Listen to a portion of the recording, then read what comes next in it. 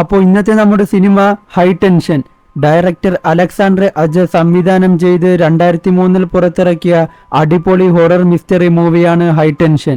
സിനിമയുടെ തുടക്കത്തിൽ ആരുടെയൊക്കെയോ കയ്യിൽ നിന്നും ജീവൻ തിരിച്ചു കിട്ടാനായി കൊടുംകാട്ടിലൂടെ ഓടി വരുന്ന ഒരു പെണ്ണിനെയാണ് കാണിക്കുന്നത്. അവളുടെ ദേഹമാകെ ഒരുപാട് പരിക്കുകൾ പറ്റിയിട്ടുണ്ട്. അങ്ങനെ പോകുമ്പോൾ അതുവഴി കടന്നു പോകുന്ന റോഡിൽ കൂടെ ഒരു കാർ വരികയാണ്. അതിനു മുന്നിൽ അവളെടുത്ത് ചാടുമ്പോൾ നിയന്ത്രണം വിട്ട കാറ് ബ്രേക്ക് പിടിച്ച് സ്കിഡായി സൈഡിൽ നിൽക്കുന്നു. അകത്തൊരു യുവാവ് ഇരിക്കുകയാണ്. അവൾ പുറത്തു നിന്നും എന്നെ രക്ഷിക്കണമെന്ന് അയാളോട് അപേക്ഷിക്കുന്നു.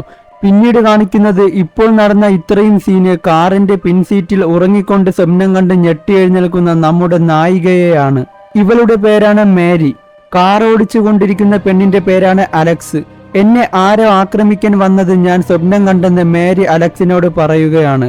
ഇവരുടെ പോക്കെങ്ങോട്ടെന്നാൽ രണ്ടുപേരും പഠിത്തം കഴിഞ്ഞ് ലീവിന് അലക്സ് മേരിയെയും കൂട്ടി അലക്സിന്റെ വീട്ടിൽ പോകാനുള്ള യാത്രയിലാണ്. ഇവർ രണ്ടുപേരും പണ്ട് മുതലേ ഉറ്റ കൂട്ടുകാരികളായിരുന്നു. തന്റെ വീട്ടിൽ കൊണ്ടുപോയി അച്ഛനെയും അമ്മയെയും അനിയനെയും പരിചയപ്പെടുത്തി കൊടുക്കാമെന്ന് അലക്സ് മേരിയോട് വാക്ക് കൊടുത്തിരുന്നു. അങ്ങനെയുള്ള പോക്കിലാണ് അവർ രണ്ടുപേർക്കും ഇഷ്ടമുള്ള പാട്ടൊക്കെ കേട്ട് സന്തോഷത്തോടെ ഹൈവേയിൽ കൂടെ കടന്നു പോവുകയാണ്. അലക്സിന്റെ വീട് ഒരു വലിയ അതിമനോഹരമായ ഗ്രാമപ്രദേശത്താണ്. പിന്നീട് കാണിക്കുന്നത് അലക്സിന്റെ അമ്മയെയാണ്. അമ്മ അവിടെ ജോലി ചെയ്തുകൊണ്ടിരിക്കുന്നു. ഈ നായയെയും കൊണ്ടുവരുന്നതാണ് അലക്സിന്റെ അനുജൻ. ഇവന്റെ പേരാണ് ടോം. അവൻ അമ്മയോട് ചോദിക്കുകയാണ്, അമ്മേ, ചേച്ചി എപ്പോൾ ഇവിടെ എത്തും? എനിക്ക് വെയിറ്റ് ചെയ്യാൻ വയ്യ. എന്റെ ഈ പുതിയ കൗബോയ് ഡ്രസ്സ് ചേച്ചിയെ കാണിക്കണമെന്ന് പറഞ്ഞ് വാശി പിടിക്കുന്നു. ഇത് കേട്ട്, നീ സമാധാനപ്പെട്, അവർ ഉടനെ ഇങ്ങെത്തും, നീ പോയി കുളിച്ച് സുന്ദരകുട്ടപ്പനായി നിൽക്കെന്ന് അമ്മ പറയുകയാണ്. തുടർന്ന് ടോം ചേച്ചിയെയും കാത്ത് അകത്തേക്ക് പോകുന്നു. സമയം അവിടെ വൈകുന്നേരമാവുകയാണ്. അലക്സിന്റെ വീടിന്റെ തൊട്ടടുത്ത കൃഷിയിടത്തിൽ ഒരു ട്രക്ക് നിർത്തിയിട്ടിരിക്കുകയാണ്. അതിനകത്ത് രണ്ടുപേർ 18+ കാര്യങ്ങൾ ചെയ്തുകൊണ്ടിരിക്കുന്നു. പിന്നീട് കാണിക്കുന്നത് ആ പെണ്ണിന്റെ തലയെ മാത്രം പുറത്തേക്ക് എടുത്തിടുന്ന സീനാണ്. ഏതോ ഒരു പാവം പെണ്ണിനെ ക്രൂരമായി കൊന്ന് കാര്യങ്ങളെല്ലാം കഴിഞ്ഞ് തലയെ മാത്രം വെട്ടിയെടുത്ത് പുറത്തേക്കിട്ടിരിക്കുന്നു.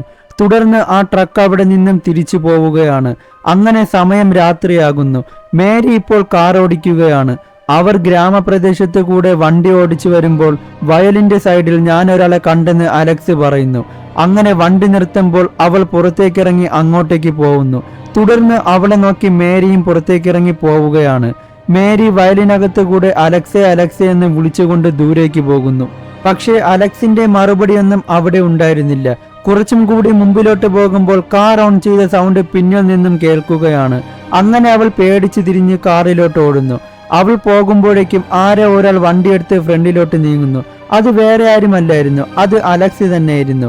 മേരിയെ പറ്റിക്കാൻ വേണ്ടി ഒരു തമാശ കാണിച്ചതായിരുന്നു. മേരി പോയിട്ട് അലക്സിനോട് പറയാണ്, മൈരെ, നീ എന്തിനാണ് കാണിച്ചത്? ഞാൻ ആകെ പേടിച്ചു പോയല്ലോ എന്ന് പറയുന്നു. അവസാനം അലക്സിന്റെ വീട്ടിലേക്ക് അവർ എത്തുകയാണ്. അലക്സിന്റെ അച്ഛൻ ടോമുമായി വന്ന് ഡോർ തുറക്കുന്നു. ടോം ആണെങ്കിൽ അലക്സിനെ കാത്ത് ഉറങ്ങിപ്പോയിരുന്നു. അലക്സ് അച്ഛന് മേരിയെയും മേരിക്ക് അവളുടെ അച്ഛനെയും പരിചയപ്പെടുത്തി കൊടുക്കുന്നു. അങ്ങനെ അവർ വീട്ടിലേക്ക് കയറുകയാണ്. അവൾ ടോമിനെ കൊണ്ട് അവന്റെ റൂമിൽ കിടത്തിയിട്ട് അലക്സിനോട് വന്നിട്ട്, ഈ റൂമിലാണ് എന്റെ അമ്മ കിടക്കുന്നതെന്ന് പറഞ്ഞിട്ട് നിനക്കുള്ള റൂം അപ്പുറത്തുണ്ടെന്നും പോയി വിശ്രമിക്കാനും പറയുന്നു. മേരി പോയി നോക്കുമ്പോൾ അലക്സ് തനിക്ക് വേണ്ടി ഒരുക്കി വെച്ചിരുന്ന റൂം അതിമനോഹരമായ റൂമായിരുന്നു. ആ റൂമിൽ ഒരുപാട് സൗകര്യങ്ങളുണ്ട്.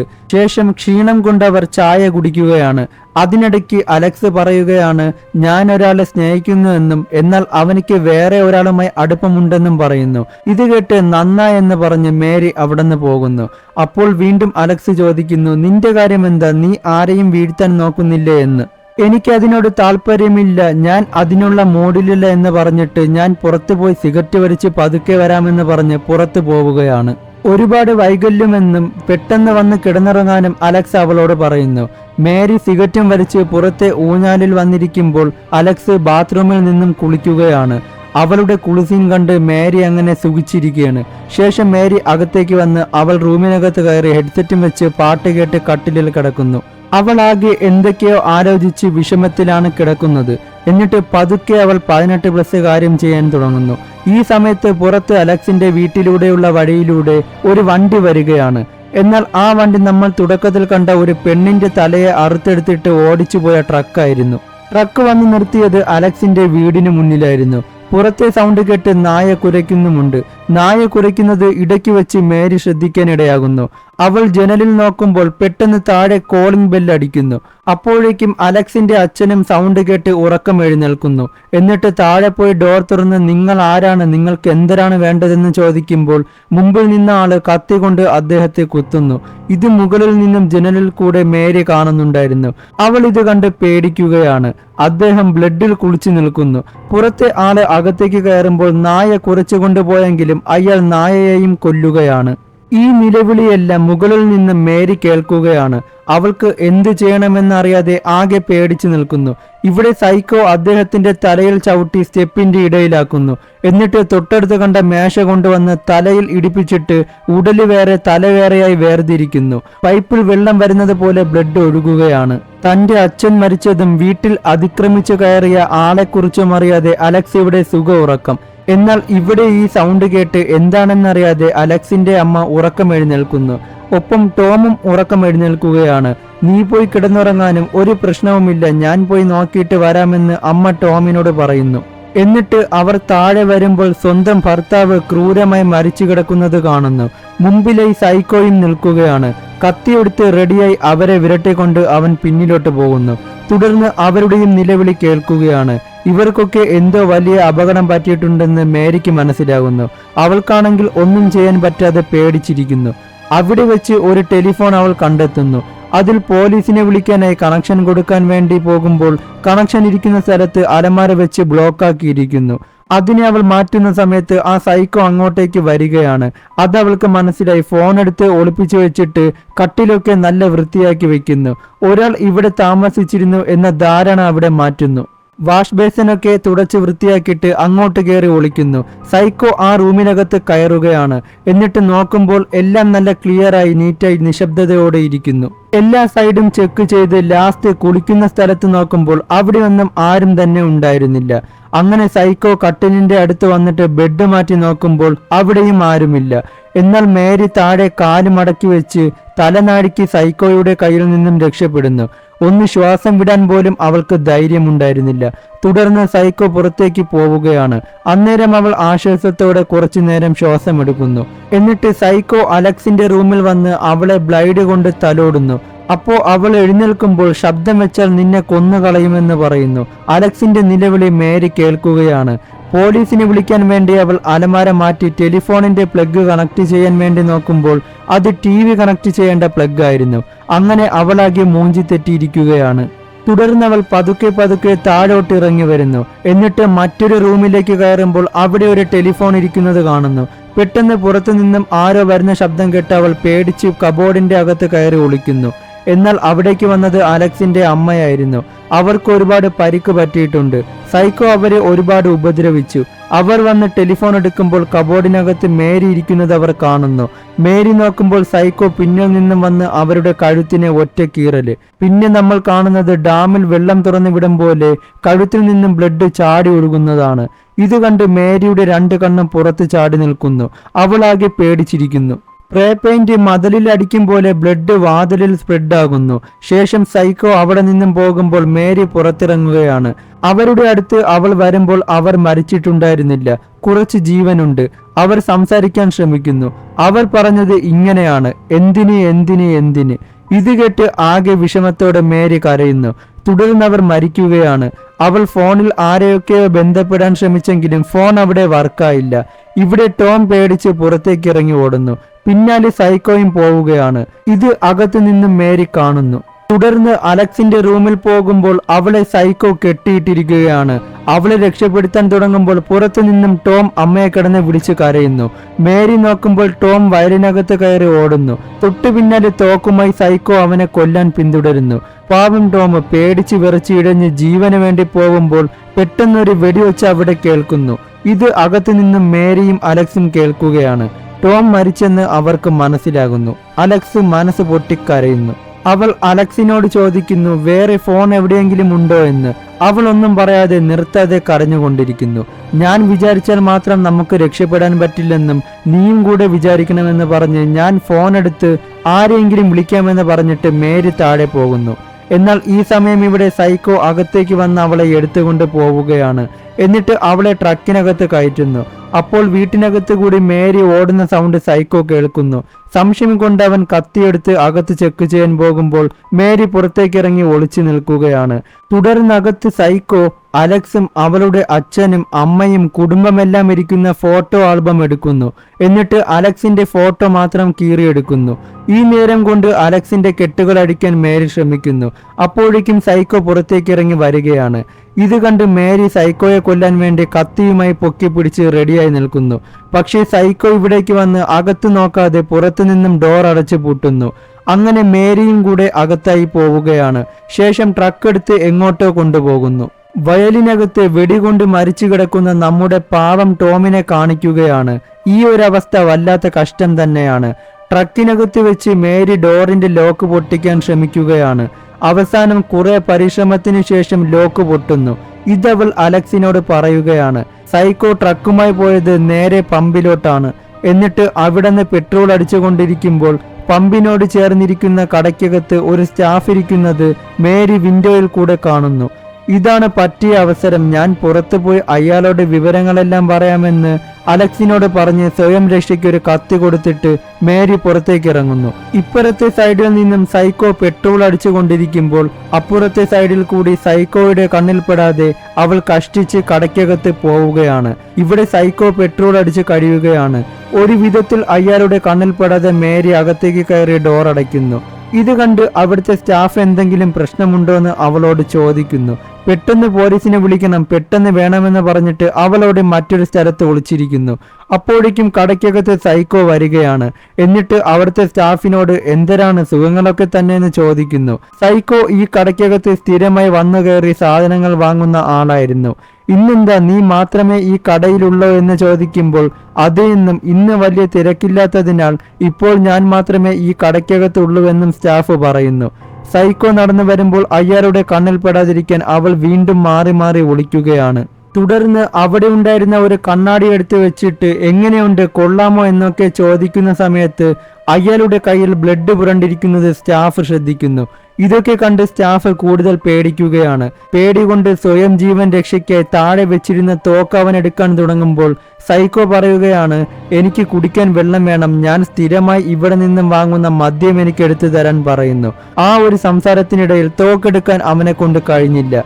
അങ്ങനെ അവൻ പുറത്തേക്ക് വന്ന് മദ്യം എടുത്തു കൊടുക്കുമ്പോൾ ഇതല്ലെന്നും ഇതാണോ ഞാൻ ഇവിടുന്ന് വാങ്ങുന്നത്, നിനക്കറിയില്ലേ എനിക്ക് അത് തന്നെ വേണമെന്ന് സൈക്കോ അവനോട് പറയുന്നു. അങ്ങനെ രണ്ടാമതും തിരിഞ്ഞു നിന്ന് വേറൊരു മദ്യം എടുത്തിട്ട് പേടിയോടെ തിരിഞ്ഞു നോക്കുമ്പോൾ കോടാലി കൊണ്ട് അവന്റെ നെഞ്ചിനെ വെട്ടുന്നു. കോടാലിയുടെ മുക്കാൽ ഭാഗവും അവന്റെ നെഞ്ചിനകത്ത് കയറുകയാണ്. ഇവിടെ നടന്ന ഈ ദൃശ്യങ്ങളെല്ലാം CCTVയിൽ അടിപൊളിയായിട്ട് പതിഞ്ഞിരിക്കുന്നു. അതൊക്കെ മേരി കാണുകയാണ്. വേറെ ആരും ഇനി അകത്ത് വരാതിരിക്കാൻ വേണ്ടി സൈക്കോ അകത്തു നിന്നും സ്റ്റോർ ക്ലോസ്ഡ് എന്നുള്ള ബോർഡ് എടുത്ത് വെക്കുന്നു. തുടർന്ന് മേരിയോട് പിന്നിലുള്ള വാഷ്റൂമിനകത്ത് കയറുന്നു. ഇനി വേറെ ആരെങ്കിലും ഇവിടെ കാണുമോ എന്നുള്ള സംശയത്താൽ സൈക്കോയും അകത്തൊക്കെ കയറി നോക്കിയിട്ട് വാഷ്റൂമിനകത്ത് പോകുന്നു. അവസാനത്തെ റൂമിൽ മേരി പേടിച്ച് ശബ്ദമുണ്ടാക്കാതെ ഒളിച്ചിരിക്കുമ്പോൾ സൈക്കോ അങ്ങോട്ടേക്ക് എത്തുകയാണ്. ശേഷം ഒന്നിനു പോയിട്ട് സൈക്കോ തിരിച്ചു പോകുന്നു. ആ സമയത്ത് അവൾക്ക് ശ്വാസം നേരെ വീഴുകയാണ്. എന്നിട്ട് അവൾ മുഖമൊക്കെ കഴുകി പുറത്തേക്ക് വന്ന് നോക്കുമ്പോൾ ട്രക്കുമായി സൈക്കോ അലക്സിനെയും കൊണ്ടുപോകുന്നു. പെട്ടെന്ന് അവിടെ ഉണ്ടായിരുന്ന ഫോൺ എടുത്തിട്ട് പോലീസിനെ വിളിക്കുകയാണ്. എന്നിട്ട് ഇവിടെ നടന്ന എല്ലാ കാര്യങ്ങളും പറയുന്നു. അപ്പോൾ പോലീസ് ചോദിക്കുന്നു, നിങ്ങൾ പറയുന്ന സ്ഥലം കറക്റ്റ് എവിടെയാണ്, ഏത് പമ്പാണ്, എന്തെങ്കിലും പേരുണ്ടോ, ആ ട്രക്കിന്റെ നമ്പർ എത്രയാണെന്നൊക്കെ. ഇത് കേട്ട് പേരൊന്നും എനിക്കറിയില്ല, പെട്ടെന്ന് തന്നെ എൻ്റെ കൂട്ടുകാരെ വന്ന് രക്ഷിക്കണം, ആ ട്രക്കിന് വണ്ടി നമ്പർ ഒന്നുമില്ലെന്ന് പറയുന്നു. ഇതൊന്നും അറിയില്ലെങ്കിൽ പിന്നെ ഞങ്ങൾ എങ്ങനെ അവിടെ വന്ന് നിങ്ങളെ രക്ഷിക്കുമെന്ന് പറഞ്ഞ് പോലീസുകാർ ദേഷ്യപ്പെടുന്നു. എന്നാൽ തിരിച്ചും അവരോട് ദേഷ്യപ്പെട്ട് നിങ്ങളെ കൊണ്ട് പറ്റുമെങ്കിൽ രക്ഷിക്കാൻ പറഞ്ഞിട്ട് മേരി ഫോൺ വെക്കുന്നു. ശേഷം തന്റെ കൂട്ടുകാരിയെ രക്ഷിക്കാനായി അവിടുത്തെ സ്റ്റാഫിന്റെ കാറും എടുത്ത് ട്രക്കിനെ ഫോളോ ചെയ്തു പോകുന്നു. കാറിനകത്ത് ഒരു തോക്ക് കൂടി ഉണ്ടായിരുന്നു. അലക്സ് അകത്ത് തന്റെ കുടുംബത്തിനുണ്ടായ അനുഭവത്തെക്കുറിച്ച് ഓർത്ത് കരയുകയാണ്. സൈക്കോ മദ്യമെടുത്ത് ഗ്രില്ലിൽ കൂടെ അവളുടെ ദേഹത്ത് ഒഴിക്കുന്നു. എന്നിട്ട് തീപ്പെട്ടി കത്തിച്ച് വിരട്ടുന്നു. മേരി കൊടുത്ത കത്തിയെടുത്ത് സ്വയം രക്ഷയ്ക്കായി അവൾ കരുതി വെക്കുന്നു. കുറച്ചു നേരത്തിന് ശേഷം ട്രക്ക് ഒരു ഇടവഴിയിലൂടെ കൊണ്ടുപോകുന്നു. പിന്നാലെ മേരിയും ഫോളോ ചെയ്ത് പോകുന്നു. അവർ ചെന്ന് കയറിയത് ഒരു കൊടും കാട്ടിനകത്താണ്. അങ്ങനെ പോകുമ്പോൾ ഇടയ്ക്ക് വെച്ച് ട്രക്കിനെ മേരിക്ക് മിസ്സാകുന്നു. ഷെഡാ ട്രക്ക് ഇതെവിടെ പോയെന്ന് നോക്കുന്ന സമയത്ത് പിന്നിൽ നിന്നും എന്തോ വന്ന് ഇടിക്കുകയാണ്. തിരിഞ്ഞു നോക്കുമ്പോൾ കണ്ടത് ആ ട്രക്കിനെയാണ്. സൈക്കോ അവളെ ആക്രമിക്കാൻ ശ്രമിക്കുന്നു. പെട്ടെന്ന് അവൾ തോക്കെടുക്കുമ്പോൾ സൈക്കോയുടെ കയ്യിൽ ബുള്ളറ്റുകൾ ഇരിക്കുകയാണ്. ആ തോക്കിലെ ബുള്ളറ്റുകളെല്ലാം സൈക്കോ ആദ്യമേ എടുത്ത് മാറ്റിയിരുന്നു. പണിപാളിയെന്ന് മേരിക്ക് മനസ്സിലായി.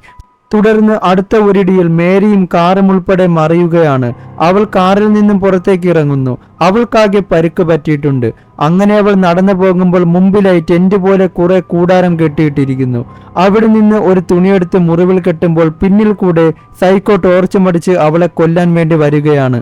അവിടെ ഉണ്ടായിരുന്ന മുള്ളുകമ്പി കൊണ്ട് ചുറ്റിവെച്ചിരുന്ന തടിയെടുത്ത് സൈക്കോയെ അറ്റാക്ക് ചെയ്യാൻ അവൾ റെഡിയായി നിൽക്കുന്നു. തുടർന്ന് ടോർച്ച് ലൈറ്റ് കാണുന്ന ഭാഗത്തേക്ക് അവൾ പോയി നോക്കുമ്പോൾ കണ്ടത് മരത്തിന് മുകളിലായി ടോർച്ച് കെട്ടിയിട്ടിരിക്കുന്ന കാഴ്ചയാണ്. സൈക്കോയുടെ കെണിയിൽ അവൾ വീണിരുന്നു. പിന്നിൽ നിന്നും സൈക്കോ അവളെ കവർ കൊണ്ട് തലയിൽ മൂടി ശ്വാസം മുട്ടിക്കുന്നു.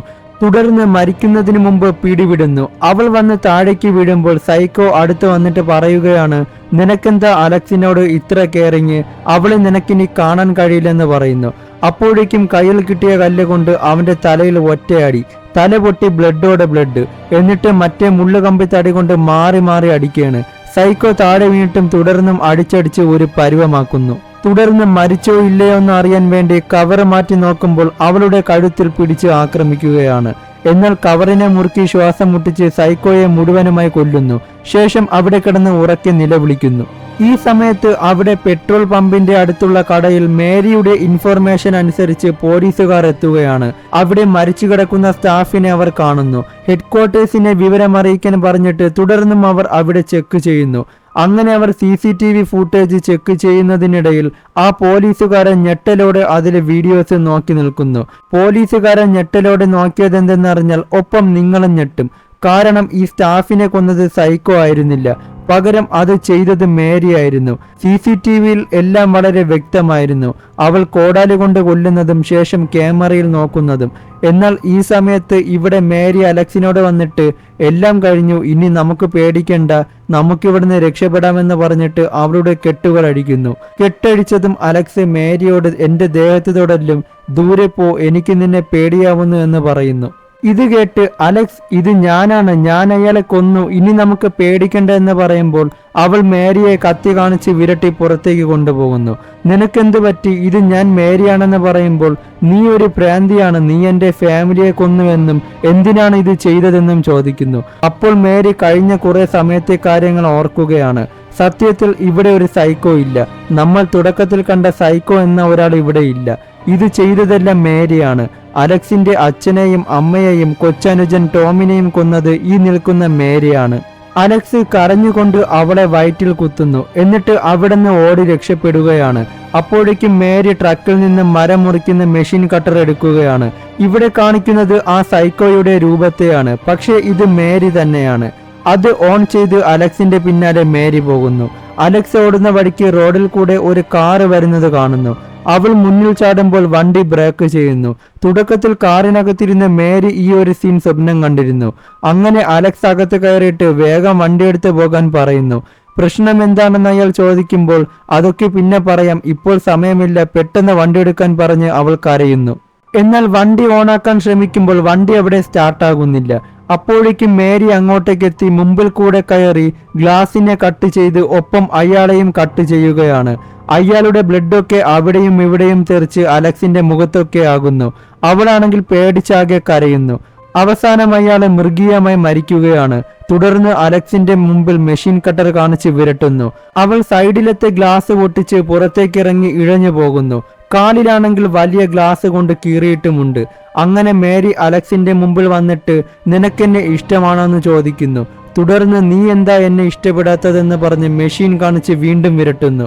അപ്പോൾ അലക്സ് പേടികൊണ്ട് അതെ, എനിക്ക് നിന്നെ ഇഷ്ടമാണ്, ഞാൻ നിന്നെ സ്നേഹിക്കുന്നുവെന്ന് പറയുന്നു. ഇത് കേട്ട് മേരിക്ക് സന്തോഷമാകുന്നു. എന്നിട്ട് അവൾ അലക്സിന്റെ അടുത്തേക്ക് വരികയാണ്. മേരി ഒരു ലെസ്ബിയനാണ്. അവൾക്ക് അലക്സിനെ ഇഷ്ടമായിരുന്നു. ഇവൾ ഈ ചെയ്തു കൂട്ടിയതെല്ലാം അലക്സിനെ കിട്ടാൻ വേണ്ടിയായിരുന്നു. ഇവരുടെ ജീവിതത്തിൽ ആരും കയറി വരാതിരിക്കാനും ഇവരുടെ കാര്യത്തിൽ ആരും ഒരു തടസ്സം നിൽക്കാതിരിക്കാനും വേണ്ടിയാണ് ബാക്കി എല്ലാവരെയും മേരി കൊന്നത്. അങ്ങനെ അവൾ അവളെ കിസ് അടിക്കുകയാണ്. പെട്ടെന്ന് അലക്സ് അവളെ കമ്പി കൊണ്ട് കുത്തുന്നു. നല്ല ആഴത്തിലുള്ള കുത്തായിരുന്നു അത്. എന്നിരുന്നാലും അവൾ പിന്നോട്ട് പോകാൻ തയ്യാറായില്ല. നമ്മുടെ ജീവിതത്തിൽ ആരും ഇനി കടന്നു വരില്ല എന്ന് പറഞ്ഞുകൊണ്ട് അവളെ കെട്ടിപ്പിടിക്കുന്നു. പിന്നീട് കാണിക്കുന്നത് ഒരു ഹോസ്പിറ്റലിലെ റൂമിനകത്ത് മേരി ഇരിക്കുന്നതാണ്. അവളുടെ കയ്യിൽ വിലങ്ങ് വെച്ചിട്ടുണ്ട്. അവളെ പുറത്ത് കണ്ണാടിയിൽ കൂടെ അലക്സ് വന്ന് നോക്കുകയാണ്. അവളെ കണ്ടത് മേരി തിരിഞ്ഞു നോക്കി പുഞ്ചിരിയോടെ എന്റെ അടുത്ത് വാ എന്ന് പറഞ്ഞ് വിളിക്കുന്നു. മേരിക്ക് അത്രയ്ക്ക് അലക്സിനോട് ഇഷ്ടമാണ്. ഇതോടുകൂടി ഈ സിനിമയുടെ അവസാനിക്കുകയാണ്.